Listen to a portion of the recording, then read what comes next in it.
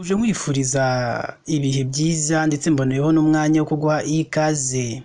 Iyi ni KN Radio ishakira urukumbi ry'amakuru agezeho mu Rwanda ndetse no hanze yarwo.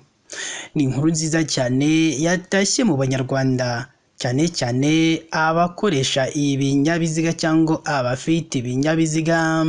Iyi nkuru abayumvise bakomeje kubyina umudiho bitewe n'inkuru nziza cyane iturutse mu rwego rw'igihugu rushinzwe kugenzura imikorere y'inzego zimwe z'imirimo ifitiye igihugu akamaro.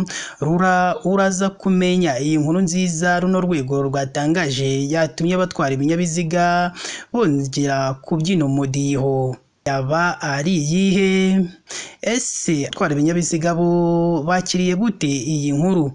Icyo ngusabye rero nyabona ni uko wadushyigikira ukaramusi y'amakuru yacu, urabona ijambo subscribe cyangwa sabone, utukandaho n'akazogera kaza nako gakandeho. Icyo gihe uzaba ushimangiye yuko ugiye kujya uba uwa mbere mu kubona amakuru ya KN Radio tugenda tubagezaho umunsi ku wundi.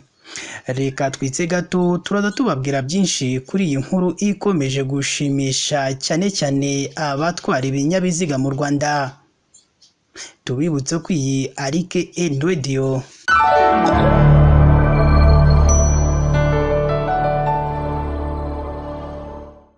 Reka nongere mbahe ikaze bakunzi bacu. Tubibutse ko iyi ari KN Radio ishakira urukumbi ry'amakuru agezweho mu Rwanda ndetse no hanze yarwo. Murabizi ko iyo ngiye kubagezaho inkuru ndababwira ati nimujye munsi y'aya makuru yacu murabona ijambo subscribe cyangwa sabone, muhite mukandaho n'akazogera kaza nako mugakandeho. Icyo gihe muzamushimangiye yuko mugiye kujya muba aba mbere mu kubona amakuru ya KN Radio tugenda tubagezaho umunsi ku wundi.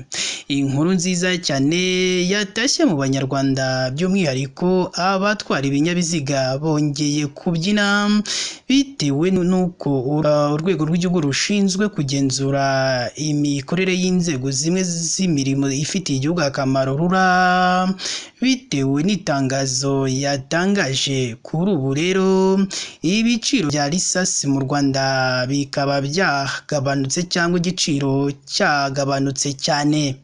Niyo mpamvu rero abatwara ibinyabiziga cyangwa abafite ibinyabiziga bongere kwishimira iyo nkuru nziza cyane yaturutse muri uru rwego, aho kuri ubu leta y'u Rwanda yatangaje ko ibiciro bishya by'ibikomoka kuri peteroli mu Rwanda, aho litiro ya lisasi yashyizwe ku 629 y'amafaranga y'u Rwanda ivuye ku 663 y'amafaranga y'u Rwanda, ni mu gihe litiro ya mazutu yo yagumye kuri 652 y'amafaranga y'u Rwanda.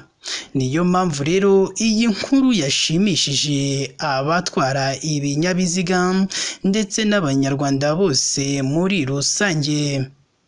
Urwego rw'igihugu rushinzwe kugenzura imikorere y'inzego zimwe z'imirimo ifitiye igihugu akamaro aho rwatangaje ko ibi biciro bishya bitangira gukurikizwa kuri uyu wa gatatu tariki ya 7 Kanama 2024 saa moya z'umugoroba.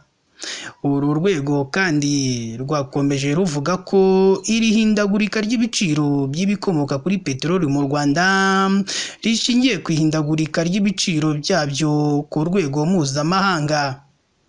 Abatwara ibinyabiziga mu Rwanda baganiriye na KN Radio bavuze ko iyi nkuru bayakiriye neza, ngo kuko ugiye kureba muri iyi minsi wasangaga ngo iyo umuntu yabaga agiye kujya kure ngo imodoka yatwaraga yayiparikaga, ngo bitewe n'ibyo biciro by'ibikomoka kuri peteroli byari byaratumbagiye, ngo ariko ubu barashimira leta y'u Rwanda kubera ko bino biciro byagabanutse. Aho bavuga ko yaba bino biciro bigumye hano biringo cyangwa bikagabanuka cyane, ngo kuko urebye ubu ngubu ho ntacyo byaba bitwaye, ngo urebye ngo ari ubu ngubu na mbere ngo aho byari bikaze byari imbere, ngo ariko ubu ngubu ho ngo kuno ntacyo bitwaye. Uru rwego rura ni rwo rwego rufite mu nshingano kureba uburyo ubucuruzi bw'ibikomoka kuri peteroli bukorwa mu Rwanda, ikanagena ibiciro byabyo. Nibura buri mezi abiri rugomba gutangaza ibiciro bishya by'ibikomoka kuri peteroli kuko ku isoko mpuzamahanga bihora bihinduka umunsi ku wundi. Reka nkushimire wowe wahisemo gukurikira amakuru kuri KN Radio, nkubwira ko wakoze igikorwa cyiza kandi igikorwa cy'ubutwari. Wowe wahisemo gukurikira amakuru kuri KN Radio, nawe niba utarakora subscribe, jya munsi y'iyi nkuru urabona ijambo subscribe cyangwa se abone, utukandaho n'akazugira kazana ko ugakandeho. Icyo gihe uzaba ushimangiye yuko ugiye kujya uba uwa mbere mu kubona amakuru ya KN Radio tugenda tubagezaho umunsi ku wundi. Mugire ibihe byiza kandi Imana igomeze ibarinde.